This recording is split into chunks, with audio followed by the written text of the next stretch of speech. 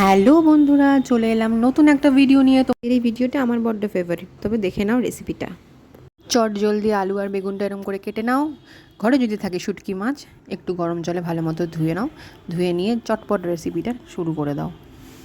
তেল দিয়ে বেগুনগুলোকে ভালো মতো ভাজা হয়ে গেলে তুলে নিয়ে আলুগুলো যদি ভালো মতো ভাজা হয়ে যায়, তার সাথে চেরা কাঁচা লঙ্কাগুলো দিয়ে আর একটু ভালো মতো ভাজা করে মশলাটা রেডি করে নাও। পেঁয়াজ, আদা, রসুন, টমেটো সব মিশিয়ে একটা পেস্ট তৈরি করে নাও। এইবার ওই কাঁচা লঙ্কা চেরা আর আলুর তেলের মধ্যে পেস্টটা দিয়ে দাও। দিয়ে ভালো মতো নাড়াচাড়া করে যখন পেঁয়াজটা একটু ব্রাউন কালার হয়ে আসবে, তখন একে একে লঙ্কার গুঁড়ো, জিরের গুঁড়ো, ধনের গুঁড়ো আর হলুদ গুঁড়ো, সাথে অল্প নুন দিয়ে ভালো মতো মশলাটাকে কষিয়ে নিতে হবে। কষিয়ে নিয়ে মশলা যখন একটু কষা কষা হয়ে আসবে, তখন তার মধ্যে কুচনো টমেটো দিয়ে ভালো মতো একটু নাড়াচাড়া করে টমেটোটাও যখন একটুখানি নরম নরম হয়ে আসবে, ধুয়ে রাখা শুটকি মাছগুলো দিয়ে দেবে।